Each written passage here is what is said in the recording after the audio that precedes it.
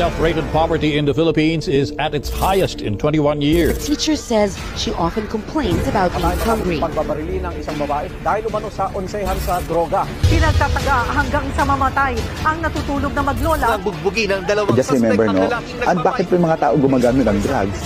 Remember, hindi sila addict. Na pag-alagala, mga batang nagra-rugby, nagkalat sa gitna ng daan. Mga taong pinagbabaril habang bumibili ng pagkain sa karinderya.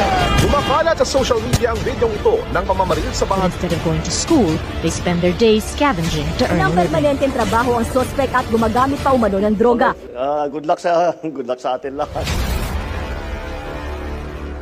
Sa halip na tutukan ang kumakalam na sikmura ng mga Pilipino, krimen, droga at korupsyon, mas inuna ang sariling interes at kasakiman sa kapangyarihan.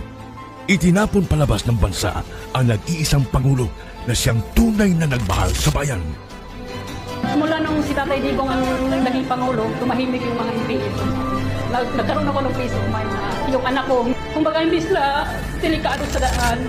Sobrang happy ako dahil nung umupo si PRRD, kahit sabihin natin maraming tumutugis, maraming tumutulig sa kanyang war on drugs. Pero majority po sa atin ng mga Pilipino, pwera na lang doon sa mga drug lords, mga drug user, mga ano, yun ang ayaw eh. Pero kami, lalo kami mga OFW, naramdaman namin ang safetyness ng aming pamilya. It's a time to be powerful and a time to be just a nobody. I used to describe the brightest star there was mine, shining brightly. And in a few days, I will be just a Rodrigo Duterte from Danao, Cebu.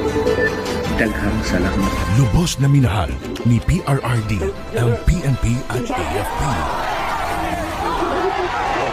Pag ako ang nanalo, kaagad doblado ang sweldo ng pulis pati militar. Pero sila lang din pala ang gagamitin laban sa kanilang dating Commander-in-Chief. Hihilahin mo yan. Hihilahin mo yan. Kung maniwala ka, hihilahin mo yan. Ano ba ang damage ng government interest? Kung hintayin ko lang yung dalawang anak ko. Anong darating sa'yo? Huwag na tayo mag-debate rito. This is not the place for debate. Hindi po, guys! Hindi po kanina. Dinig niyo, sir. Hindi nyo magugustuhan ang kasunod na order.